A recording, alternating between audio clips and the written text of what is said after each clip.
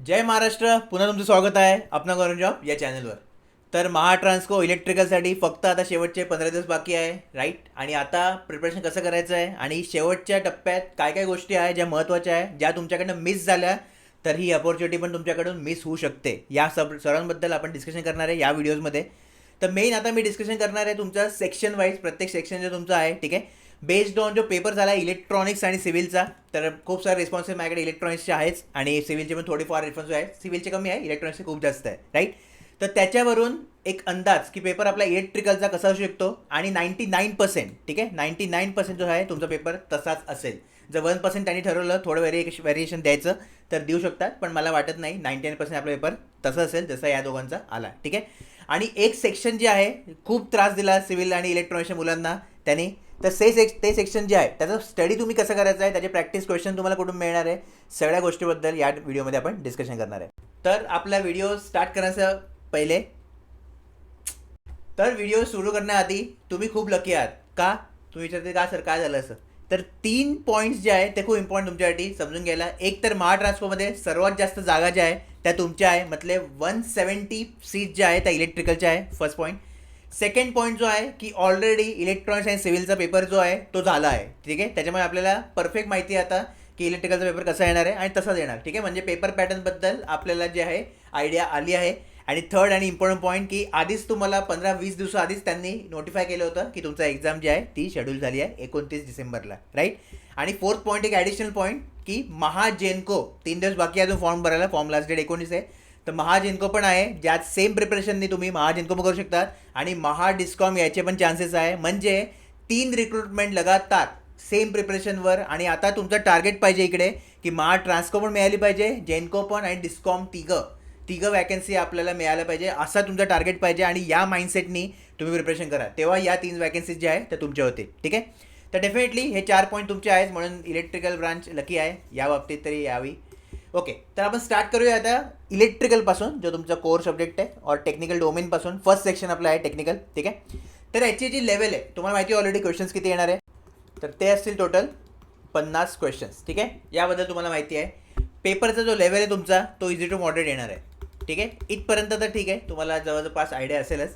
पण आता जे मी मेन गोष्ट सांगणार आहे की या 50पैकी जवळजवळ 90%, ठीक आहे, म्हणजे 45 क्वेश्चन आपण पकडू, ते तुमचे होते थेरी, ठीक आहे. आणि 10%, म्हणजे मी दोघांच्या ॲनालिसिसवरून बोलतो आहे की इलेक्ट्रिकलचा पेपर कसं होऊ शकतो, ठीक आहे. आणि 99% तुम्हाला बोललो आहे मी की पेपर असाच असणार, राईट. तर 10% जे क्वेश्चन्स आहे ते तुमचे असतील न्यूमेरिकल, राईट. आता मेन जे आहे सर्वात जास्त इलेक्ट्रॉनिक्सची आपली मुलं जी होती, कारण इलेक्ट्रॉनिक्स जवळजवळ एकच आपली स्ट्रीम आहे मोठी. तर मेन तिकडे काय ऑब्झर्व केलं आहे की थेअरी क्वेश्चन्स आले, नो प्रॉब्लेम. काही क्वेश्चन डायरेक्ट होते, काही तर आपल्या क्विक रिव्हिजन ईबुकमधून डायरेक्ट आले, जी सक्सेस पॅकमध्ये तुम्हाला मिळते. तर त्याच्यामुळे तर मुलं खूपच खुश झाले, कारण अँटिनासारखा सब्जेक्ट जो होता त्याचा सेपरेटलीमध्ये कोण जास्त स्टडी करत नाही, तो त्यांनी फक्त ईबुकमधून, मी त्यांना सांगितलं ईबुकमधून वाचा आणि तसे की पॉईंट्स जे आहे ते आले, ठीक आहे. तर हे एक चांगली गोष्ट असते. मेन काय याच्यामध्ये की जवळजवळ 20%, म्हणजे जर मी आपल्या नंबरमध्ये बघितलं तर 5 ते 10 क्वेश्चन जे आहे, ठीक आहे, ते थेअरीचे आहेच, पण त्याच्यामध्ये तुम्ही कन्फ्यूज होणार आहे. ओके, तर म्हणजे जी लँग्वेज आहे थोडी क्वेश्चनची ती थोडीफार फिरवली आहे, थोडी, जास्त नाही, ठीक आहे.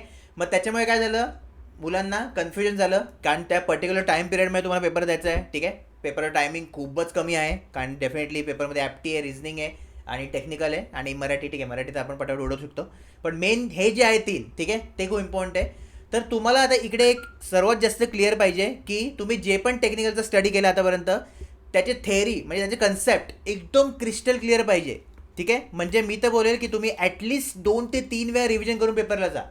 कारण प्रॉब्लेम काय होतं, कन्फ्युजन का होतं एका कन्सेप्टमध्ये, कारण तुम्ही त्याची रिव्हिजन जास्त करत नाही, तुम्हाला क्लिअर नसतं, जस्ट तुम्ही वरच्यावर वाचतात, राईट. वरच्यावर वाचता निघून जातात पेपरला. तर तसं बिलकुल नाही करायचं आहे. आपल्या 3 मॉक टेस्ट आहे, 3 मॉक टेस्टमध्ये समजा 150 क्वेश्चन्स आहे. ओके, मी अजून ट्राय करतो आहे की एक्स्ट्रा जर गरज लागली तर, कारण जो पेपरचा पॅटर्न होता त्यानुसार आपल्या 3 मॉक टेस्ट इनफ आहेत. आणि मी तुम्हाला स्टार्टिंगला सांगितलं होतं जो बेस आहे तुमचा, तर तुम्हाला प्रॅक्टिस जी आहे ती गेटचे 1 मार्क क्वेश्चन तुम्हाला प्रॅक्टिस करायचे, ठीक आहे. गेट एक्झाम असते, त्याचे 1 मार्काचे क्वेश्चन तुम्हाला प्रॅक्टिस करायचे. जवळपास खूप सारे क्वेश्चन कन्सेप्ट जे आहे ते रिपीट झाले आहे, ठीक आहे. कारण 1 मार्कमध्ये काय जास्त नसतं, सेम पॅटर्न तुम्हाला महाराष्ट्र स्कूलमध्ये जवळजवळ 40-50% दिसेल. आणि बाकी आपले जे मॉक टेस्ट आहे ते फायनल प्रिपरेशन तुमचं करून घेतीलच, राईट. तर मेन काय आता गेटचे 1 मार्क क्वेश्चन तुम्ही प्रॅक्टिस करा आणि थेअरी जी आहे, ठीक आहे, ती थेअरी तुम्ही प्रॉपरली वाचा. आणि जे सब्जेक्ट पण एक्स्ट्रा असतील, जसं की इलेक्ट्रॉनिक्समध्ये पण 1-2 सब्जेक्ट एक्स्ट्रा आले होते, इलेक्ट्रिकलला पण येऊ शकतात, जसं की मेजरमेंट आहे, जसं मटेरियल आहे. तर आपल्या क्विक रिव्हिजन ईबुकमध्ये सगळे सब्जेक्ट तुम्हाला इलेक्ट्रिकलसाठी आहे. ऑलरेडी सक्सेस पॅकमध्ये व्हिडिओ आला आहे की तुम्ही कसं क्विक रिव्हिजन ईबुकचा उपयोग करायचा आहे, कसं प्रिपरेशन करायचं आहे. ऑलरेडी मुलांनी स्टार्ट केलं प्रिपरेशन. तर तुम्हाला माहीत नसेल तर खालती कमेंट सेक्शनमध्ये मी लिंक दिली आहे, तर तुम्ही जॉईन करा जर तुम्ही सिरियसली प्रिपरेशन करताय तर. कारण आतापर्यंत कन्सिस्टंटली प्रत्येक PSU सेंट्रल गव्हर्नमेंटमध्ये मी सिलेक्शन दिलं आहे आणि मला जी सिलेक्शनची माझी कन्सिस्टन्सी आहे ती ब्रेक नाही करायची आहे. ठीक आहे, तर जे सिरियस आहे त्यांनीच फक्त जॉईन करा. बाकी जे टाइमपास साठी चालले ते तुम्ही जाऊन या. Right, okay. तर मेन जे आहे, आय होप की क्लिअर कळलं असेल तुम्हाला की इलेक्ट्रिकलसाठी जर तुम्हाला 50 आउट ऑफ 50 नाही तर 40, ठीक आहे, 40 एक सेफ स्कोर आहे. जर तुम्ही 40 मिळवू शकलात तर काय करायचं आहे, first step theory proper clear पाहिजे, 2 ते 3 वेळा रिव्हिजन तुमची पाहिजे. क्विक रिव्हिजन ईबुकचे की पॉईंट्स फॉर्म्युला सगळे तुम्हाला माहीत पाहिजे. टेक्निकलच्या मॉक टेस्टमध्ये जे पण क्वेश्चन्स आहे, जे पण कन्सेप्ट आहे, त्याचे सोल्युशन प्रॉपरली ऑब्झर्व करायचं आहे. प्रॉपर डिटेलमध्ये सोल्युशन आहे ते ऑब्झर्व करायचं आहे आणि ते पण तुमच्या लक्षात ठेवायचं आहे. कारण आपली टेक्निकलचे जे क्वेश्चन असतात ते क्वेश्चन बँक पण असतात, ठीक आहे, आणि त्याच्यापैकीच खूप सारे कॉन्सेप्ट रिपीट होतात. आणि लास्ट जे आहे, गेटचे 1 मार्क क्वेश्चन प्रॅक्टिस करायचे. आता ही प्रॅक्टिस तुमची असणार विदाऊट टायमर, म्हणजे विदाऊट टाईम तुम्ही प्रॅक्टिस करणार. ठीक आहे, पर्पज मेन समजून घ्या की याचा उपयोग काय करायचं, का करायचं आहे, मेन ते समजलं पाहिजे. ठीक आहे, तर गेटचे 1 मार्क क्वेश्चन तुम्ही यूज करतात आहे ज्याच्यामुळे तुम्हाला कॉन्फिडन्स येईल त्या पर्टिक्युलर कन्सेप्टमध्ये. सेकंड, तुम्हाला थोडंफार अजून नॉलेज मिळेल, एक्स्ट्रा नॉलेज मी बोलू शकतो. ठीक आहे, एक्स्ट्रा नॉलेज. आणि थर्ड जे आहे ते तुम्हाला जर हे आहे कम्फर्टेबल होऊन जातील. ठीक आहे, जसं की आता केवेल केसेमध्ये मुलांना म्हणजे खूप प्रॉब्लेम होतो. आता केवेलचा क्वेश्चन तर फिक्स असणार आहे, म्हणजे महाट्रान्सफॉर्मरला एक क्वेश्चन तर फिक्स आहे तुमचा की केवेलचा आहे. ठीक आहे, किंवा इक्वॅलंट रेजिस्टन्स काढायचा हा फर्स्ट क्वेश्चन फिक्स आहे. पॉवर सिस्टमचे काही क्वेश्चन फिक्स आहे. नंतर तुमचा जो आपला मेन सब्जेक्ट आहे मेजरमेंट, त्याचे पण क्वेश्चन कन्फर्म येणार आहे. कन्फर्म म्हणजे त्याच्यामध्ये कोणच रोखू शकत नाही. एरर अनालिसिस आहे, PMMC आहे, सगळं आपल्याला माहिती आहे. पण मेन काय आहे, तुम्ही त्याच्यामध्ये कम्फर्टेबल नसतात, तुम्ही त्याच्यात कॉन्फिडन्स नसतात. आणि हे ज्या 3 गोष्टी आहे या जर तुम्हाला मिळाल्या आणि हे तुम्ही इकडनं मिळवणार आणि नंतर मग तुम्ही टेस्ट करणार विथ टायमर आपल्या मॉक टेस्टमध्ये, ज्या प्रॉपर महाट्रान्सफरच्या पॅटर्ननुसार डिझाईन झाल्या आहेत. ओके, एक लास्ट बाकी आहे. 2 मॉक टेस्ट ऑलरेडी आल्या आहे. नेक्स्ट मॉक टेस्ट तुमची लास्ट वीकमध्ये येऊन जाईल आणि मग आपली फायनल स्ट्रॅटेजी व्हिडिओ मी दरवेळी सक्सेस पॅकमध्ये येतो की तुम्ही काय करायचं आहे, कसं पेपर अटेंड करायचं वगैरे, ते तुम्हाला सगळं मिळून जाईल. ओके, तर मेन तुम्हाला आता हे फॉलो करायचं आहे. बाकी इलेक्ट्रिकलमध्ये काही एक्स्ट्रा करायची गरज नाही आहे. जे केलं आहे मल्टिपल टाईम रिवाईज करा आणि गेटचे 1 मार्क क्वेश्चन प्रॅक्टिस करूनच जा. राईट, आता जे एक्स्ट्रा सब्जेक्ट असेल तर ते तुम्ही डेफिनेटली बोलते मला की गेटमध्ये नसतात. राईट आहे, काही हरकत नाही आहे. ते क्वेश्चन आपल्या क्विक रिव्हिजन ईबुकमधून जस्ट रिवाईज करा आणि त्याचे क्वेश्चन मी मॉक टेस्टमध्ये ॲड केले आहे, तर तुम्ही वापरू शकतात. ओके, नेक्स्ट आहे ॲप्टिट्यूड. आता ॲप्टिट्यूडमध्ये मेजॉरिटी ऑफ पोर्शन जो आहे तो ॲरिथमेटिकचा येणार आहे. ठीक आहे, आता खूप जण मला बोलले की DI जो आहे यावेळी DI नव्हता, तर एकदम स्ट्रेंज गोष्ट आहे की म्हणजे IBPSचा पेपर आहे DI नाही. पण याचा अर्थ असा नाही आहे, मी त्यांना तेव्हा बोललो की DI येणार पण नाही आला. पण मी अजून पण बोलतोय की तुम्हाला, आता त्यांना नाही आला त्यांची गोष्ट गेली, पण DI डेटा इंटरप्रिटेशन इलेक्ट्रिकलला येऊ शकतं कन्फर्म. ठीक आहे, म्हणून असं नाही की त्यांना आलं नाही म्हणून आपण सोडून देऊ आणि आपण एन्जॉय करू, नाही. याची पण प्रॅक्टिस आपल्याला करायची आहे. आणि डेली टेलिग्राम PDF जर तुम्ही फॉलो करता ते टेलिग्राम चॅनलवर, तर तुम्हाला 1 DI रोज येतो. ठीक आहे, आतापर्यंत जर तुम्ही समजा 3-4 महिने जर 1 DI जरी केला असेल रोज, तरी तुमचे किती DIची प्रॅक्टिस होऊन गेली आहे. आणि खूप साऱ्या मला कमेंट आल्या मुलांच्या की जे DI आले होते त्यांच्या प्रॅक्टिसमुळे त्यांचा खूप फायदा झाला आहे. कारण DIमध्ये मेन आपली स्पीड इम्पॉर्टंट असते. राईट, आणि आपल्या सक्सेस बॅकमध्ये 3 मी एक्स्ट्रा टेस्ट पण दिल्या आहे आणि अजून DI आणि पझलच्या मी टेस्ट ॲड करणार आहे, कारण ते खूप इम्पॉर्टंट आहे. ठीक आहे, तर इलेक्ट्रॉनिक्सला आणि सिव्हिलला ज्या सेक्शननी टार्गेट आपलं त्रास दिला आहे ते मला तिकडे तुम्हाला द्यायचं आहे, जेणेकरून तुम्हाला तो त्रास नको झाला पाहिजे, तुम्ही इझिली एकदम स्मूथली पेपर अटेम्प्ट करू शकतात. राईट, क्वेश्चनची लेवल, तर लेवल अगेन ॲप्टिट्यूड आहे तर तुम्हाला माहितीच आहे लेवल मेजॉरिटी आपला इझी टू मॉडरेट आहे, पण मॉडरेट करे थोडंसं शिफ्ट आहे, कारण डेफिनेटली IBPSचा पेपर आहे, तर हे पण एक्सपेक्टेड आहे. और याच्यामध्ये काही सरप्राईज नाही आहे. जर इझी आला तर सरप्राईज वाटेल, पण शेवटी पेपर तसाच आहे. ठीक आहे, मेन जे आपले क्वेश्चन्स आहे अरिथमेटिकमध्ये ते कसे होते, ते 5-5च्या ग्रुपमध्ये होते. ओके, एक कन्सेप्ट होता, 5-5च्या ग्रुपमध्ये ते क्वेश्चन विचारले आणि असं तुमचा पेपर होता. इनइक्वॅलिटी वगैरे सगळे क्वेश्चन्स होते. राईट, प्रॉफिट लॉस पण होता. ठीक आहे, बाकी सिम्पल इंटरेस्ट म्हणजे जे पण आपला सिलेबस आहे नॉर्मल तो होता. फक्त number series, missing number series नव्हतो पेपरमध्ये. त्याचा अर्थ असा नाही की तुम्हाला येणार नाही, तर त्याचं मी ऑलरेडी स्ट्रॅटेजी तुम्हाला सांगितली आहे की टेलिग्राम PDF आपली येते, त्यात तुम्ही प्रॅक्टिस करा. प्लस तुम्हाला जो क्यूबॉक्स दिला आहे, ठीक आहे, सक्सेस पॅकसोबत तुम्हाला क्यूबॉक्स, सक्सेस पॅकमध्ये क्यूबॉक्स आहे आणि क्विक रिव्हिजन ईबुक आहे आणि तुमच्या मॉक टेस्ट आहे आणि प्लस गायडन्स आहे, या 4 गोष्टी आहे. तर त्या प्रॉपरली तुम्हाला यूज करायच्या आहे. राईट, काय कसं यूज करायचं वगैरे ऑलरेडी तिकडे तुम्हाला सांगितलं आहे. लेवल झालं. ठीक आहे, क्वेश्चन्स तुम्हाला माहिती आहे 20 क्वेश्चन्स येणार आहे ॲप्टिट्यूडचे. तर एक्सपेक्टेड अटेम्प्ट किती असला पाहिजे. तर अगेन आता हा जो आहे हा एक जनरल मी तुम्हाला सांगणार नाही, हे तुमच्या प्रिपरेशनवर आहे. जर तुम्ही चांगल्या पद्धतीने ॲप्टिट्यूडचं प्रॅक्टिस केली असेल आणि प्रिपरेशन केलं असेल तर 12 ते 15, ठीक आहे, 12 ते 15 जर हीच लेवल आली तर. आणि जर इझी आला तर डेफिनेटली 15च्या वरती जाईल, पण इझी मला वाटत नाही येईल, इझी टू मॉडरेटच राहणार आहे. तर 12 ते 15 आउट ऑफ 20 हा सेफ अटेम्प्ट आहे, प्रॉपरली तुम्ही अटेम्प्ट करू शकता, काही हरकत नाही आहे, ठीक आहे. तर हे होतं आहे ॲप्टिट्यूडचं. नेक्स्ट मराठी. तर मराठीचे पण आपले 20 क्वेश्चन्स आले होते आणि 20 क्वेश्चनमध्ये पण त्याची लेवल जी आहे ती इझी टू मॉडरेट होती, ठीक आहे. थोडं म्हणजे पॅसेज जो होता, एक पॅसेज आला होता, तर पॅसेजमुळे थोड्या मुलांना कन्फ्युजन झालं. आता मेन काय आहे, मग तुम्ही पॅसेजची जास्त प्रॅक्टिस करा. तर आपले जे NCERT असतात बुक्स त्याच्यामध्ये तुम्ही यूज करू शकता, किंवा आपल्या पण 10वी-12वीच्या बुक्स असतात मराठीच्या, त्या पण तुम्ही यूज करू शकता, त्यातून क्वेश्चन प्रॅक्टिस करू शकतात. सेपरेट याच्यासाठी प्रिपरेशन लागत नाही. बाकी ग्रामर पोर्शन होता मराठीचा, ग्रामरचा एक कन्सेप्ट आणि चेक केला, ठीक आहे, बस एवढंच होतं, बाकी त्याच्यामध्ये एक्स्ट्रा काहीच नव्हतं. आणि याचा पण एक्सपेक्टेड अटेम्प्ट जो आहे तो तुम्ही 15 ते 16 किंवा 14 to 16 पकडू शकता, ठीक आहे. 14 to 16 प्रॉपर प्रिपरेशन केलं तर आरामात तुमचा होऊ शकतो. आता मेन त्याच्यामध्ये संधी वगैरे काहीच नव्हतं, समानार्थी विरुद्धार्थी काही नव्हतं. तर हे तुम्हाला बघावं लागेल. तर जर तुम्हाला हे विचारलं तर डेफिनेटली हा अटेम्प्ट थोडा कमी होऊ शकतो, ठीक आहे, कारण संधी, समानार्थी विरुद्धार्थी, वाक्यप्रचार याच्यामध्ये थोडे मार्क कमी होतात. तर त्याच्यामुळे अगेन जनरल नाही आहे, फिक्स नाही आहे, हे व्हॅरिएशन होऊ शकतं. पण 14 to 16 अटेम्प्ट झाला पाहिजे जर सेम पेपरची लेवल आली मराठीच्या तर, ठीक आहे. तर मेन तुम्हाला आता काय करायचं आहे, पॅसेजची जास्त प्रॅक्टिस करा. पॅसेजमध्ये थोडे म्हणजे चांगल्या प्रकारे त्यांनी फ्रेम केलं आहे पॅसेज, ठीक आहे. आता जे महाराष्ट्राने जे मराठी त्यांनी केलं आहे तर आपला गॅप होऊन जातो 12वी नंतर 10वी नंतर. तर एकदा परत पॅसेजची रिव्हिजन करा. बाकी ग्रामर तर मी तुम्हाला नेहमीच सांगितलं, ग्रामर तर इम्पॉर्टंट असणारच आहे, कारण ग्रामर तुमचं चेक होणारच आहे मराठीच्या पेपरमध्ये, ठीक आहे.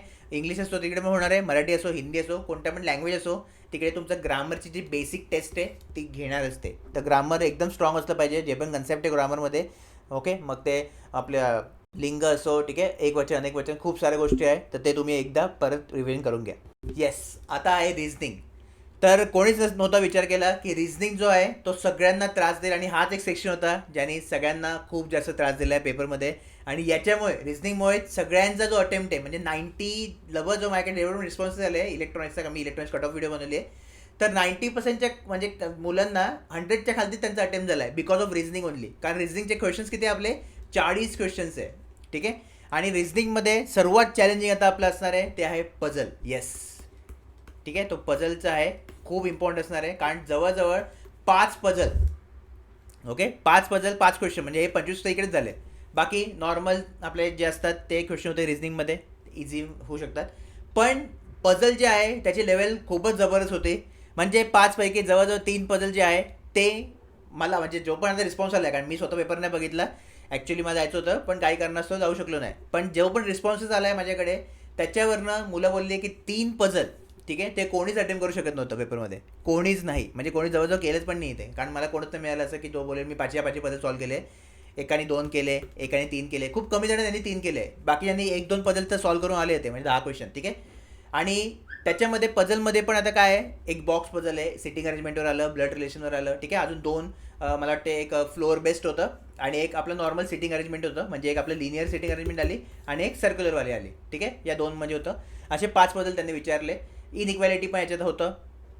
आता मेन काय आहे पझल, तर मी ऑलरेडी टेलिग्राम PDF तुम्हाला सांगितली, जशी एक DIची दिली आहे तशी तुला पझलची पण तुम्हाला एक मिळते, ठीक आहे, टेलिग्राम PDF. तर ती तुम्ही प्रॅक्टिस करा. आता तुम्हाला काय करायचं आहे, लास्ट 3 महिन्याच्या, ठीक आहे, परत टेलिग्राम आपल्या चॅनलवर जायचं आहे, फाईल सेक्शनमध्ये, जे चॅनल त्यांना माहीत नाही त्याची लिंक जी आहे खालती दिली आहे मी, तुम्ही जॉईन करून घ्या आणि फाईल सेक्शनमध्ये जा आणि मागच्या 3 महिन्याचे जे पण DI, जे पण 3 पझल्स असतील ते सगळे डाउनलोड करून घ्या आणि याची प्रॅक्टिस करा, ठीक आहे. वेगवेगळे लॉजिक असतील ते तुम्ही लॉजिक फाईंड करा. डाऊट असतील तर आपला ग्रुप आहे टेलिग्रामच्या, त्याच्यावर तुम्ही डिस्कस करू शकतात. मेन काय आहे की 3 महिन्यात जेवढे पझल असतील, खूप पझल असतील, मला वाटतं 90-100 पझल तुम्हाला मिळून जातील आपल्या याच्यात, ठीक आहे. म्हणजे 100 पझल या 15 दिवसात तरी तुम्ही प्रॅक्टिस केले तरी इनफ आहे. प्लस आपल्या मॉक टेस्टमध्ये काय आहे, आणि प्लस एक प्रॅक्टिस तुम्हाला मी देणार आहे सेपरेट पझलची, सेपरेटली देणार आहे, ठीक आहे. तर त्याच्याबद्दल मी तुम्हाला नंतर सांगणार आहे, तर ते पण तुम्ही यूज करू शकतात, ठीक आहे. तर मेन सांगण्याचं उद्दिष्ट काय आहे की हा जो सेक्शन आहे त्याला आपण कमी लेखतो रिझनिंगला, आपल्याला वाटतं रिझनिंग इझी आहे, पण महाट्रान्सकोमध्ये गेम फिरला IBPSनी आणि रिझनिंगने सगळ्यात जास्त त्रास दिला आहे आणि त्याच्यामुळे रिझनिंगमुळेच अटेम्प्ट जे आहे ते कमी झाले मुलांचे, ठीक आहे. तर याची तुम्हाला एक प्रॉपर आयडिया आली पाहिजे. अगेन लेवल मी याला मॉडरेटच बोलेल, इझी नाही बोलणार, कारण टफ होतं खूप कमी टाईममध्ये रिझनिंगचे क्वेश्चन सॉल्व करणं. आणि जेव्हा पझल असतात तर डेफिनेटली लॉजिक क्लिक करणं, नंतर सगळ्या गोष्टी अरेंज करून त्याला एक फॉर्ममध्ये कन्वर्ट करून नंतर मग क्वेश्चनचा आन्सर, ठीक आहे, क्वेश्चनचा आन्सर तर निघून जातं पटापट. मेन जो असतो तो असं लॉजिक क्रॅक करणं, ठीक आहे, की फ्लोअर बेस्ड आहे तर कोणत्या फ्लोअरवर कोण आहे. आणि मेन जे आहे व्हॅरिएबल तुम्ही विचारतील 2 व्हॅरिएबल आणि 3 व्हॅरिएबल दोघे आले आहे, ठीक आहे. म्हणजे जास्त करून 2 व्हॅरिएबल आहे, 1-2 पझल 3 व्हॅरिएबलची पण आहे. तर म्हणून तुम्ही 3 व्हॅरिएबल पण करायची आहे. म्हणून तुम्हाला काय बोललो मी, की आपल्याला टेलिग्राम PDF आहे त्याच्यामध्ये 2 पण झालं आहे, 3 पण झालं आहे, ठीक आहे. सगळं म्हणजे जेवढे पण पझलमध्ये व्हरायटी येऊ शकते पूर्ण कॉम्पिटेटिव्ह एक्झाममध्ये, ते सगळे पझल तुम्हाला टेलिग्राम PDF मिळून जातील. आणि आपल्या क्यूबॉक्समध्ये पण पझल आहे, ठीक आहे. बाकी DI तर आहेच क्यूबॉक्समध्ये. सगळ्या गोष्टी तुम्हाला दिल्या आहे ऑलरेडी. फक्त मेन काय आहे, हातात पेन उचलायचं आहे. मेन मुलं काय करतात, आता मुलांचा प्रॉब्लेम काय होत आहे, की ते व्हिडिओज बघतात, ठीक आहे. समोर जो टीचर आहे तो पझल स्वतःहून सॉल्व्ह करतोय आणि हे असे बघतात आहे, ओके मस्त मस्त. याच्याने IBPSचा पेपर तुमचा कधीच निघणार नाही. जोपर्यंत स्वतःहून तुम्ही हातात पेन नाही घेत, जोपर्यंत स्वतःहून तुम्ही पझल कमीत कमी 50 ते 70 पझल, ठीक आहे, 100 केले तर अतिउत्तम, पण 50 ते 70 पझल पेपरच्या आधी तुम्ही स्वतःच्या हाताखालून तुमच्या गेले पाहिजे, स्वतःहून प्रॅक्टिस केले पाहिजे पझल, ठीक आहे. जस्ट बघून व्हिडिओ बघून इकडे काय होत नाही. बाकी टॉप क्वेश्चन मॅरेथॉन वगैरे त्याच्याने बाकीच्यांचे व्ह्यूज वाढतात. तुमचं सिलेक्शन त्याच्याने होणार नाही आहे. सिलेक्शन जेव्हा हातात पेन पकडतील तेव्हाच होणार आहे आणि आपल्या मुलांचं त्याच्यामुळे झालं आहे. तर सेल्फ स्टडी हे सर्वात जास्त इम्पॉर्टंट आहे. तर हे डोक्यात घुसवा, नाही तर महाट्रान्सको जाईल, जेनको पण जाईल, डिस्कॉम पण जाईल आणि परत बोलतील महाराष्ट्रासाठी काहीच वॅकन्सी येत नाही, जे चुकीचं आहे. आता खूप साऱ्या वॅकन्सी येतात आहे, ठीक आहे. बाकी सेंटरला पण आहेच आपल्या वॅकन्सी. तर मेन काय आहे, महाराष्ट्राच्या वॅकन्सी आपल्यासाठी इम्पॉर्टंट काय आहे, फर्स्ट रिझन कॉम्पिटिशन कमी असतं, फक्त आपली मुलं अप्लाय करू शकतात. आणि सेकंड, जॉब जो आहे तो आपल्याच स्टेटमध्ये मिळतो, म्हणजे महाराष्ट्रात मिळतो. कारण खूप सारे मुलं जे आहे ते बाकीच्या स्टेटमध्ये जाऊ शकत नाही, और जायला ते कम्फर्टेबल नाही आहे, खास करून मुली. तर म्हणून मेन काय आहे, या 2 गोष्टींमुळे सुपर सिरियसली तुम्ही अभ्यास करा. आणि या तिन्ही रिक्रुटमेंट, ठीक आहे, तिन्ही रिक्रुटमेंट तुमच्या होतील. बाकी मी गाईड करायला तुम्हाला आहेच इकडे. तुम्हाला आधीच बोललो मी की टेन्शन घ्यायची गरज नाही आहे. एक नाही निघाला, दुसरा निघेल, तिसरा निघेल. पण कंडिशन काय, की तुम्ही सेल्फ स्टडी तुम्ही करा, तुमचा स्टडी तुम्ही करा स्वतः. एक सेकंड तुमचा जो आहे तो सेल्फ स्टडीमध्ये टाका. जर व्हिडिओ बघत राहतील, मॅरेथॉन बघत राहतील, MCQ टॉप 40 टॉप 50 क्वेश्चन बघत राहतील, तर सिलेक्शन तुमचं कधीच नाही होणार, ठीक आहे. या व्हिडिओ मी पण टाकू शकतो, पण मी का टाकत नाही, कारण मला माहिती आहे याचे सिलेक्शन नाही होणार. आणि हेच कारण आहे की आपले कन्सिस्टंटली सिलेक्शन होतात आहे. कारण मी ते करतो ज्यामुळे सिलेक्शन होतं, ते नाही करत की ज्यामुळे मला व्ह्यूज मिळतील किंवा माझे सबस्क्राईब वाढतील, त्याच्यामुळे मला फरक नाही पडत, ठीक आहे. तर हे समजून घ्या. आणि आपला सक्सेस पॅक आहे, जे पण सिरियस आहे, ज्यांचा लास्ट अटेम्प्ट आहे, त्यांनी सक्सेस पॅक जॉईन करा. हे स्ट्रिक्टली तुम्हाला वॉर्निंग करतो आहे मी, ठीक आहे. बाकी तुमच्या काही क्वेरी असेल, काही डाऊट असेल, तुम्ही खालती कमेंट करू शकतात. आणि हां, सर्वात मेन की आपला जो फ्री मास्टर प्लॅन आहे, तो फ्री मास्टर प्लॅन जो आहे आपण परत रिझ्यूम करतो आहे, राईट. तर फ्री मास्टर प्लॅन तुम्हाला कसं जॉईन करायचं आहे, जे पण ऑलरेडी असेल तिकडे, तर तुम्ही काय करायचं आहे, जस्ट ॲप डाउनलोड करा, आपलं ॲप्लिकेशन. आणि ॲप्लिकेशन डाउनलोड केल्यावर फ्री मास्टर प्लॅनची जी बॅचची तुम्हाला खालती दिली आहे मी कमेंट सेक्शनमध्ये, ती तुम्हाला दिसेल. बॅचचे कोड टाकायचं आहे, ठीक आहे. आणि तुम्ही जस्ट जॉईन व्हायचं आहे फ्री मास्टर प्लॅनमध्ये. काही क्वेरी आलं तर खालती कमेंट करा, पाहिजे मी याच्यावर सेपरेट व्हिडिओ बनवून टाकतो, राईट. एक काम करू, सेपरेट व्हिडिओज बनवतो, त्याच्यामुळे तुम्हाला सांगेल मी की फ्री मास्टर प्लॅनमध्ये आपण काय करणार आहे, ओके. तर येस, ऑल द बेस्ट. एकदम प्रॉपरली अभ्यास करा, काय नाही, पेपर होऊन जाईल आरामात. फक्त काय काय गोष्टी करायच्या आहे तुम्हाला 15 दिवसात, ते फक्त लक्षात ठेवा. टाईम वेस्ट बिलकुल करू नका. शेवटची अपॉर्च्युनिटी आहे, 170 वॅकन्सी, ठीक आहे. एवढा नंबर जो आहे खूप जास्त आहे, कधीच येणार नाही यापुढे. तर आता जे आहे करून घ्या आणि सिलेक्शन मिळवा. काही क्वेरी, काय डाऊट असेल खालती कमेंट करू शकतात. ॲप्लिकेशनवर पण तुम्ही माझ्याशी चॅट करू शकतात. मेन इंस्टाग्रामवर मी अवेलेबल आहे. All the best.